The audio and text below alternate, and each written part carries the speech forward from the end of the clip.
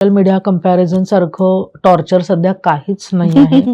फेसबुकवर कोणी कार घेतली, कोण ट्रिपला गेलं, कोणाचे कुठले छान वेडिंग अॅनिव्हर्सरीचे फोटो आले, कोणाचे यूट्यूबवर किती सबस्क्रायबर्स वाढले, म्हणजे जेलसीला सुमारच नाही राहिलेला आहे.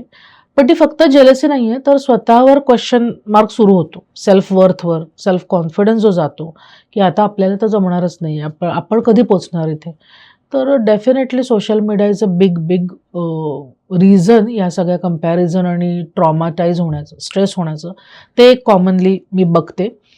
आणि लोक खुश नाही आहेत, जे मिळतात त्याच्यात खुश नाही आहेत. की तुम्हाला 1,00,000 पगार असू देत, 10,00,000 असू देत, तरी खुश नाहीये.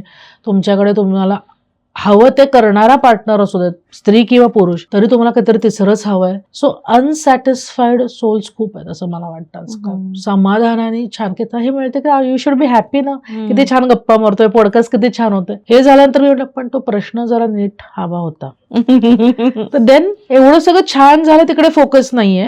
एक काहीतरी खडा वाटला तर तिकडे अख्खा फोकस आहे. सो मॅक्झिमम जो शिफ्ट ऑफ फोकस आहे ना, ते लॅकवर आहे.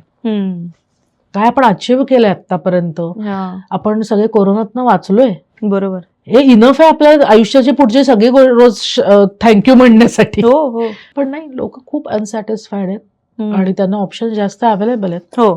ऑप्शन्स असल्यामुळे अनसॅटिस्फाईड. एक्झॅक्टली. त्यामुळे असं वाटतं की हे सगळं आहे ठीक आहे, पण ते नाहीये ना जे समोरच्याकडे आहे.